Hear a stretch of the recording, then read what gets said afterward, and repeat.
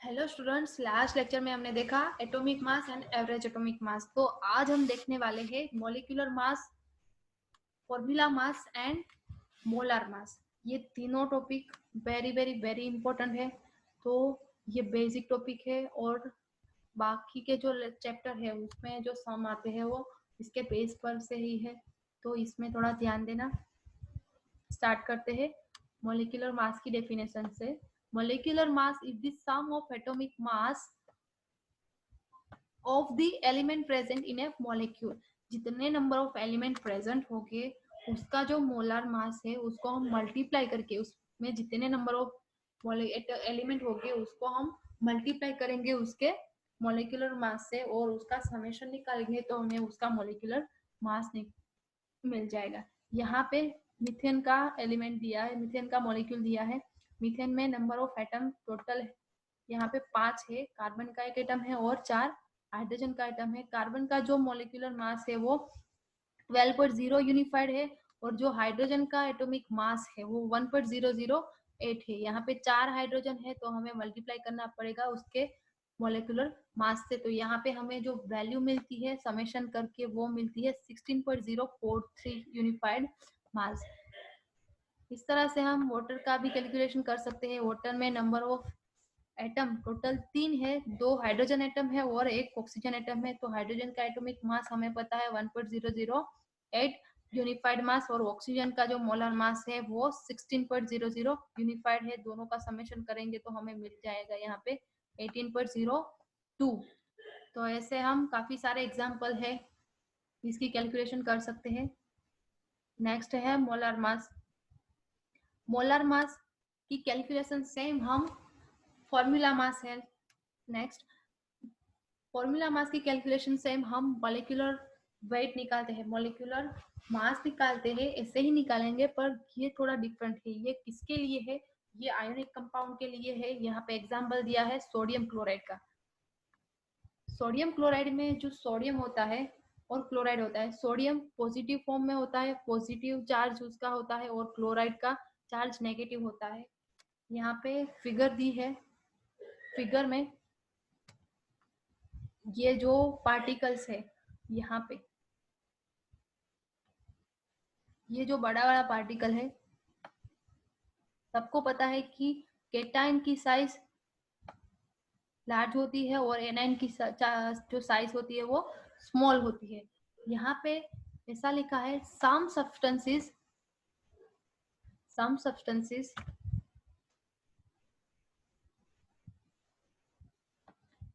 such as sodium chloride do not contain discrete molecule as their constituent unit। इसके जो constituent unit होगा उसमें जितने नंबर ऑफ एटम्स या तो जितने नंबर ऑफ पार्टिकल्स होंगे वो इतने डिस्क्रीट नहीं होंगे। इसका मतलब है इतने ज्यादा दूर नहीं होंगे। जो एटम्स है उसमें सोडियम और क्लोराइड वो एक दूसरे से काफी क्लोज होंगे, इसलिए इसका जो मास हम निकालते हैं उसको अलग से ही बोला है formula mass. Specially ionic compound के लिए है और भी एग्जांपल इसके है potassium chloride, zinc sulphide. In such compound positive and negative entities are arranged in a 3-dimensional structure।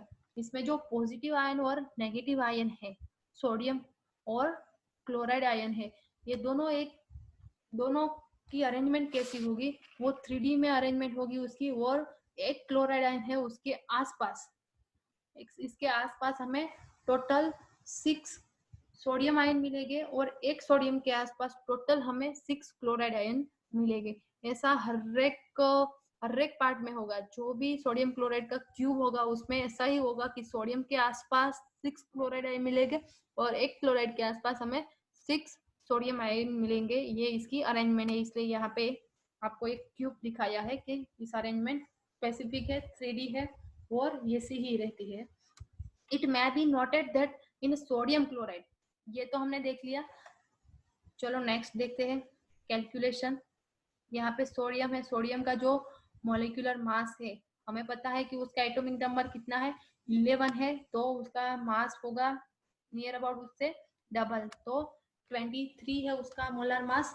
और क्लोराइड है एटॉमिक नंबर क्लोरीन का है 17, तो उसका जो मोलर मास होगा वो 35.5 यूनिफाइड होगा। तो उसका हम समेशन करेंगे तो हमें वैल्यू मिलती है यहाँ पे 58.5 यूनिफाइड। बस ये जो है फॉर्मूला मास, इसमें हमें इतना ही देखना है, कुछ ज्यादा है नहीं। और इसमें से ज्यादा क्वेश्चन भी नहीं आ सकते, पर फॉर्मूला मास एक्चुअल में है क्या ये हमें देखना था, इसलिए ये पोर्शन हमने ले लिया। यहाँ पे प्रॉब्लम दिए है, देखते हैं। यहाँ पे ग्लूकोज का फॉर्मूला मास दिया है, ग्लूकोज का मोलिकुलर फॉर्मूला दिया है C6H12O6। 6 कार्बन होते हैं, 12 हाइड्रोजन होते हैं और 6 ऑक्सीजन होता है। तो यहाँ पे पहले तो 1 आएगा क्योंकि ऑक्सीजन का जो मोलिकुलर मास है वो 16 है। यहाँ पे कार्बन का मोलिकुलर मास 12 है और नंबर ऑफ कार्बन एटम 6 है। 12 हाइड्रोजन एटम है, मोलर मास है 1.008 और 6 ऑक्सीजन एटम है और मोलर मास है 16। तो उस सब का मल्टीप्लाई करके उसका समेशन करेंगे तो हमें वैल्यू मिलेगी यहाँ पे 180.162, जो ऑलरेडी ग्लूकोज की वैल्यू है। एक दो एग्जांपल और भी है, वो भी देख लेते हैं, इसके बाद नया टॉपिक मोलर मास वाला स्टार्ट करते हैं।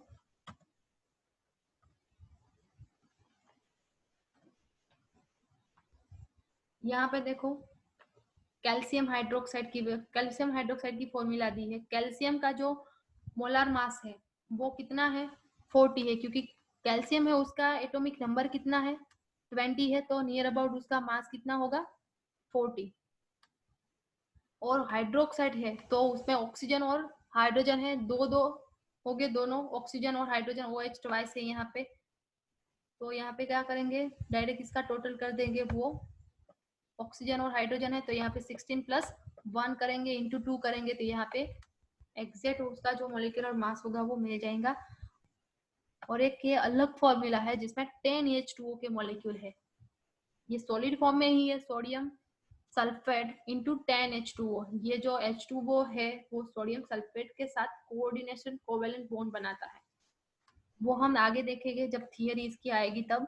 यहाँ पे जो सोडियम है उसका मॉलिक्यूलर मास 23 है और वो 2 है तो मल्टीप्लाई करना पड़ेगा उसको 2 के साथ। ऑक्सीजन सल्फर है उसका एटॉमिक नंबर 16 है तो उसका जो मॉलिक्यूलर मास होगा नियर अबाउट 32 आएगा। और 4 ऑक्सीजन एटम है, मॉलिक्यूलर मास 16 है तो मल्टीप्लाई करना पड़ेगा 4 से।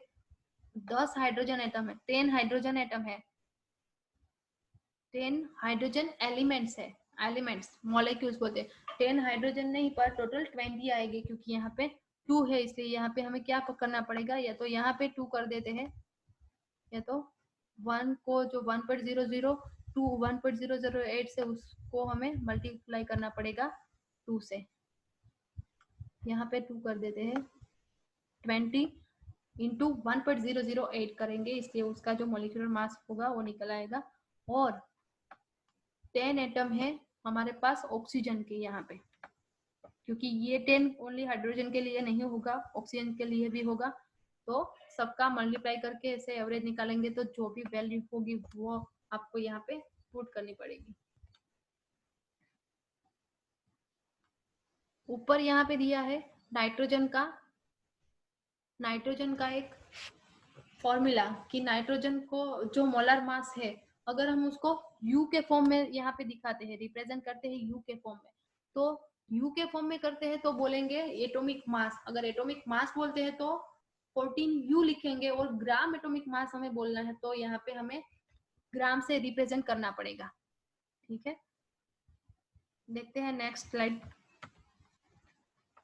ये सारे टर्म है, मॉलिक्यूलर मास, एटॉमिक मास, ये हमने देख लिया। एटॉमिक मास किसके लिए है, एटम के लिए है। मॉलिक्यूलर मास मॉलिक्यूल के लिए है। एटम क्या है, like sodium potassium hydrogen oxygen, individual atom की बात है। मॉलिक्यूल कोई भी एटम एक दूसरे के साथ ज्वाइंट हुए होंगे तो ही मॉलिक्यूल बनता है, और उसका जो मास बनता है उसको हम बोलते हैं मॉलिक्यूलर मास। यहाँ पे H2O का मॉलिक्यूल दिखाया है।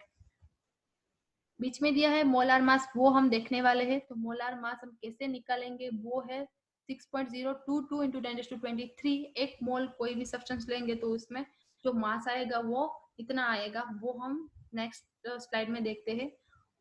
और दो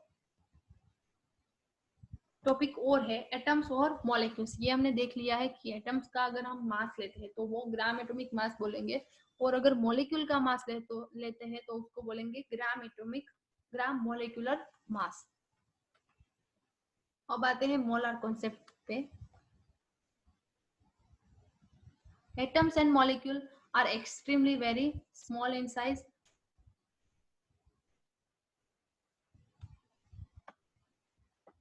and their numbers in even a small amount of any substance is really very large.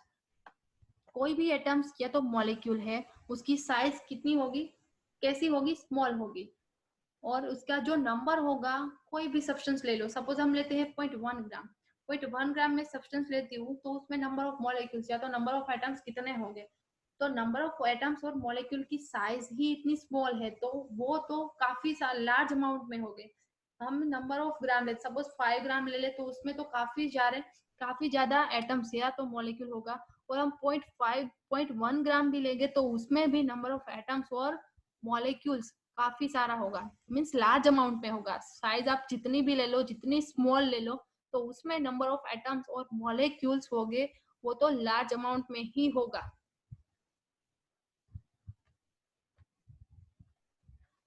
To handle such a large number, a unit convenient magnitude is required.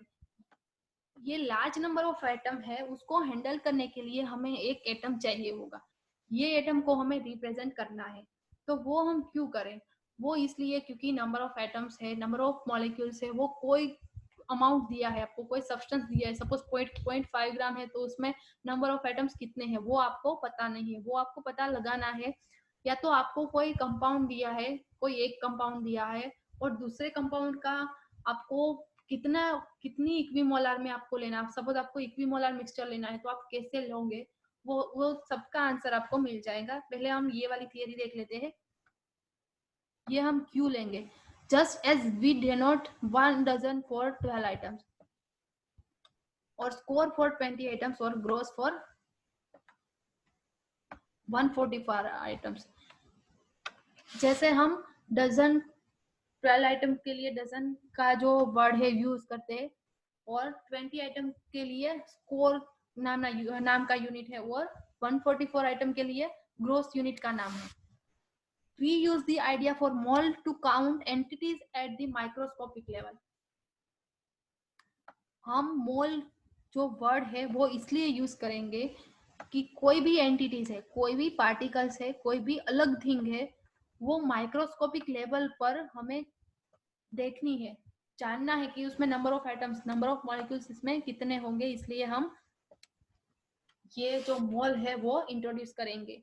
वो किसके लिए है, atoms, molecules, particles, electrons, ions, जो भी होगा उसके लिए, जो भी स्मॉल अमाउंट में है उसके लिए हम मोल इंट्रोड्यूस करने वाले हैं। In SI system the mole, जिसका सिंबल है MOL, was introduced as 7th base quantity for the amount of substance। SI system में ये जो यूनिट है वो इंट्रोड्यूस करा गया। नेक्स्ट देखते हैं कैसे करा गया। इसकी थियरी है, यहाँ से स्टार्ट होती है। 1 mole is the amount of substance that contain as many particle or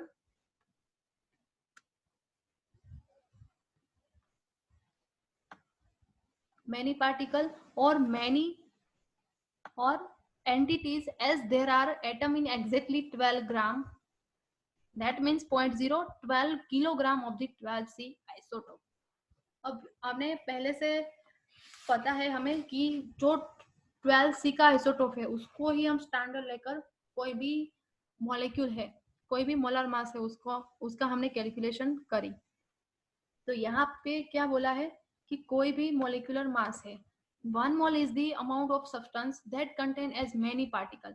इसमें नंबर ऑफ पार्टिकल हो गए या तो नंबर ऑफ एंटिटीज होगी, as there are atom of in exactly 12 gram. इसमें इतने ही नंबर ऑफ एटम हो गए जितने number of atoms 12 gram carbon में हो गए, जो है आइसोटोप किसका, 12C का। कोई भी सब्सटेंस में number of moles, number of particles 1 मोल में कार्बन में जितना है इतना ही सब सब्सटेंस में रहेगा। ये एक स्टेट दिया, किसने दिया ये हम लास्ट में नाम बताते हैं, पहले ये याद रखो। इट में B emphasized that the mole of substance always contain the same number of entities no matter what the substance may be। इसको और अच्छी तरह से रिप्रेजेंट करने के लिए क्या कहा, that the mole of substance always contain the same number. जो मोल है, सपोज हम कोई भी सब्सटेंस लेते हैं, सपोज मैं बोलती हूँ कि मैंने 1 मोल लिया नाइट्रोजन और 1 मोल लिया ऑक्सीजन, तो दोनों में जितने नंबर ऑफ मॉलिक्यूल है, 1 मोल मैंने नाइट्रोजन लिया, सपोज 1 मोल नाइट्रोजन में 6.023 इंटू 1022 मॉलिक्यूल है, तो 1 मोल ऑक्सीजन में भी इतने ही नंबर ऑफ मॉलिक्यूल हो गए, 1.6023 इंटू 10 22 मॉलिक्यूल इसमें भी हो गए, दोनों में सेम ही रहेगा। ये मोल का कॉन्सेप्ट है। उसको और अच्छी तरह से समझने के लिए यहाँ पे मैं एक एग्जांपल देती हूँ। यहाँ पे और भी इसने बोला है, मोल that the mole of substance always contain the same number of entities no matter what the substance may be। कोई भी सब्सटेंस होगा वो कोई मैटर नहीं करता, पर जो मोल होगा, जो मोलर इक्विमोलर होगा या तो मोलर डिफरेंट होगा, तो उसमें सपोज हम इक्विमोलर सॉल्यूशन लेते हैं तो उसमें जो नंबर ऑफ एटम्स होंगे वो सेम ही रहेंगे। सपोज हम यहाँ पे बात करते हैं कि मैंने 0.88 मोल एक सब्सटेंस लिया जिसका मोलिकुलर मास दिया गया था, जिसका मोलर मास यूनिफाइड मास यहाँ पे दिया है, क्या है 18 यूनिफाइड मास है, और उसका मोलिकुलर वेट सपोज मान लो कि यहाँ पे 16 ग्राम है।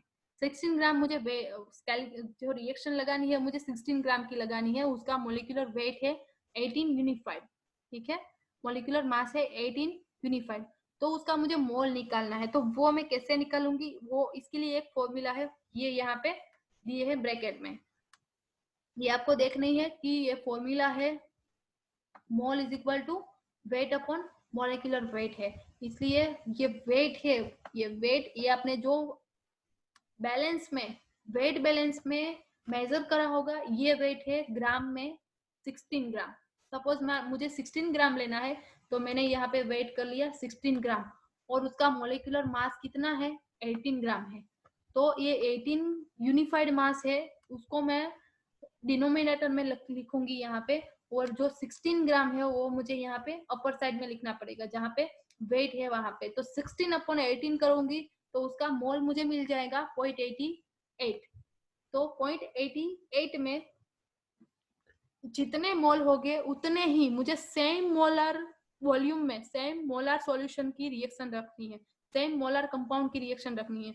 तो यहाँ पे मैं दूसरा कंपाउंड लेती हूँ, उसका मोल भी मुझे सेम रखना पड़ेगा, क्यों, क्योंकि मुझे तो इक्विमोलर में रिएक्शन रखनी है, इसलिए यहाँ पे 0.88 मोल है, और यहाँ पे इसका मॉलिक्यूलर मास दे दिया है कि ये वाला सब्सटेंस है, इसकी आपको रिएक्शन रखनी है। तो ये जो 20 यूनिफाइड मास है उसको हम क्या करेंगे, यहाँ पे रखेंगे मॉलिक्यूलर वेट की जगह, और मोल यहाँ पे रख देंगे, इक्विमोलर में रखनी है, एक का मोल मिल गया, दूसरा का मोल फाइंड आउट कर सकते हैं क्यों, क्योंकि यहाँ पे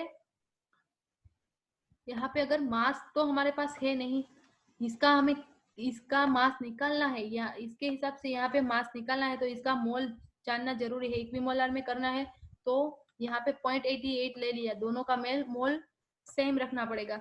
पर यहाँ पे मैं वेट मुझे कितना करना पड़ेगा, क्योंकि इसका जो मोलिकुलर वेट है वो 18 है, 16 ग्राम का मैंने वेट करा था, उसका जो मोलिकुलर मास है वो 18 यूनिफाइड मास है, तो यहाँ पे तो डिफरेंट है यूनिफाइड मास, सेम ग्राम तो मैं नहीं ले सकती, यहाँ पे 16 ग्राम नहीं ले सकती, क्यों, क्योंकि यहाँ पे जो मोलिकुलर मास है वो डिफरेंट है, ठीक है, इसलिए मुझे मोल यूज करना पड़ा, मोल यूज करना पड़ा, क्यों, क्योंकि मोल से हम ये वेट निकाल सकते हैं, मुझे कितना वेट लेना है मैं मोल से जान सकती हूँ, इसलिए मैं क्या करूंगी, यहाँ पे जो यहाँ पे मोलिकुलर वेट दिया 20 इंटू 0.88 करूंगी, तो जो वेट आएगा वो कितना आएगा वो हम देख लेते हैं कि 0.88 है, 0.88 मल्टीप्लाई बाय हम करते हैं 20, तो वेट आता है 17.6, यहाँ पे रख देना 17.6, तो 17.6 मुझे वेट करके मैं रिएक्शन रखूंगी, वो जो रिएक्शन रखी है वो उसको मैं बोलूंगी कि ये इक्विमोलर रेशियो है, इसमें जो नंबर ऑफ पार्टिकल्स दोनों सब्सटेंस के है वो सेम है, ठीक है, number of particles, number of atoms दोनों में सेम है ऐसा मैं बोलूंगी, ठीक है। In order to determine this number precisely the mass of a carbon 12 atom was determined by a mass spectrometer and found to be equal to 1.992648 into 10 to minus 23 ग्राम। अब हमें कोई भी वैल्यू है, कोई भी नंबर ऑफ एटम्स है, उसको हमें प्रिसाइज करना है और ज्यादा समझना है। नंबर ऑफ एटम्स, हमें कितने नंबर ऑफ एटम्स है वो हमें फाइंड आउट करना है, ओनली मोल नहीं फाइंड आउट करना, मोल में नंबर ऑफ पार्टिकल्स है वो हमें फाइंड आउट करना है।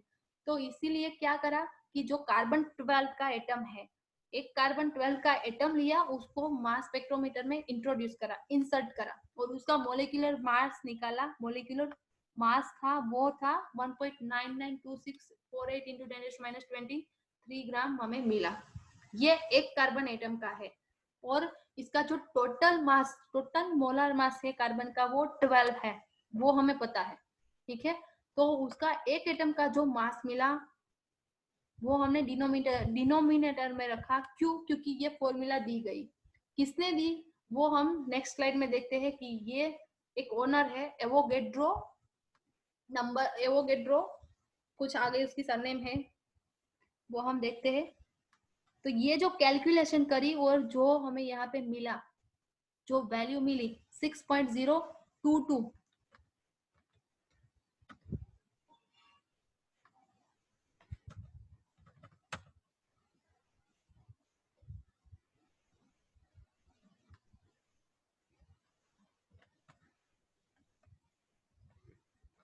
ये जो वैल्यू आई, ये किसकी वैल्यू आई? ये एटम पर मोल की, 1 मोल एटम में नंबर ऑफ एटम्स कितने हो गए इसकी वैल्यू आई 6.0221367 इंटू 10⁻23 एटम्स पर मोल।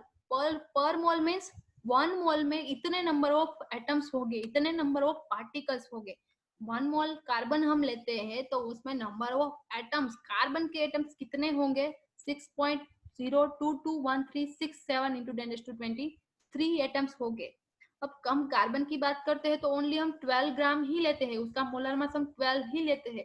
पर एक मोल में, 1 मोल में उसमें नंबर ऑफ कार्बन एटम कितने हो गए वो तो पता होना चाहिए ना, वो हमें पता नहीं है। हम कार्बन देख लिया कि इसमें कार्बन मीथेन का मॉलिक्यूल है, इसका मतलब ये कार्बन का मोलर मास है या 12, वो हम ले लेते हैं। पर उसमें नंबर ऑफ कार्बन एटम कितने हो गए वो हमें पता नहीं है।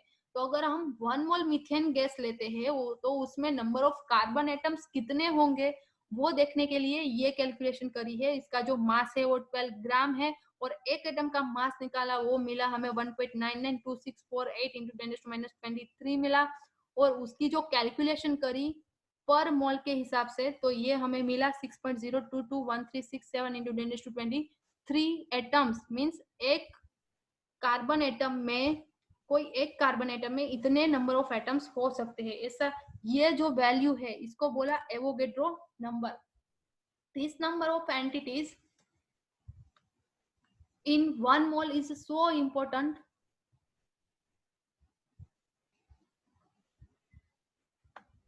It is so important. Therefore, it is given a separate name and symbol.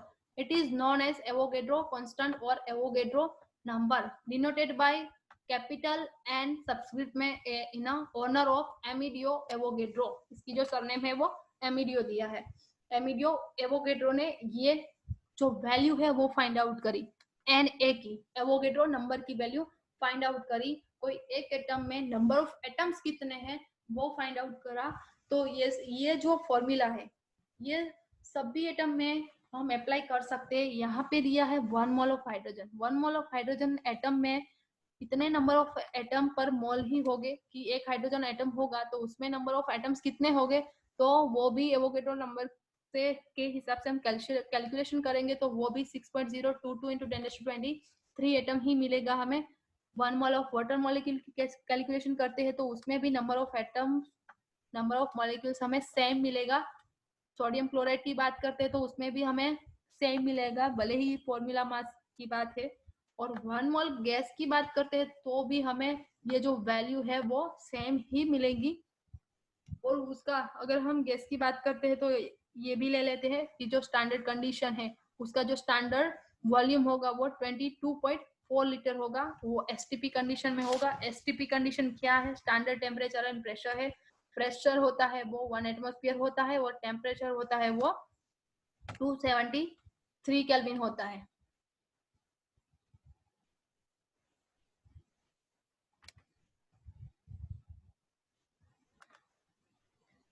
Having defined the mole, it is easier to know the mass of 1 mole of substance or the constituent entities. अब mall को defined करने के लिए ये easy हमें ये easily हम find out कर सकते हैं कि जो मास है, कोई एक 1 मोल कंपाउंड का मास है वो हम इजीली फाइंड आउट कर सकते हैं। जो मैंने आपको पहले एग्जांपल दिया कि मुझे 16 ग्राम का वेट मैंने करा और दूसरा कंपाउंड है उसका वेट मुझे पता नहीं है, तो मुझे वेट करना है, तो हम मोल कॉन्सेप्ट लगा के अच्छी तरह से कैलकुलेशन कर सकते हैं। लास्ट सेंटेंस दिया है वो इस एग्जाम्पल, आप इस एग्जाम्पल का जो explanation है, having defined the mole, it is easier to know the mass of 1 mole of substance or the constituent entities. तो नेक्स्ट स्लाइड में आपको जो स्मॉल एन वो मोल का सिंबल है, स्मॉल एन से हम उसको रिप्रेजेंट करेंगे। और ये सारी फॉर्मूला है मॉलिक्यूलर सब्सटेंस के लिए, गैसियस सब्सटेंसेस के लिए, एटॉमिक सब्सटेंस के लिए, और नंबर ऑफ पार्टिकल्स दिए हो गए। तो कोई भी एटम दिया होगा तो हम नंबर ऑफ पार्टिकल्स कैसे कितने हैं, नंबर ऑफ एटम्स कितने हैं वो फाइंड आउट कर सकते हैं। या तो कोई गैसियस वॉल्यूम दिया है और उसका जो सॉल्यूशन में जो प्रॉपर वॉल्यूम है वो तो हमें पता है, तो हम उसका मोल निकाल सकते हैं। और ग्राम एटॉमिक मास नहीं दिया होगा, कोई मॉलिक्यूल ऐसे ही दिया होगा और उसका मास दे दिया होगा, तो उसका मॉलिक्यूलर वेट हम निकाल सकते हैं। ये हमने आगे भी देखा और नेक्स्ट हम ये सारी कैलकुलेशन देखेंगे। तो ये जो वीडियो है आप 2-3 बार देखो क्योंकि आपको ये समझने में थोड़ा डिफिकल्ट होगा। So thank you so much for watching it. Next lecture में हम ये सारे सम देखेंगे और अब हम स्टार्ट करने वाले हैं सारी calculations, molality, normality, molality. Okay.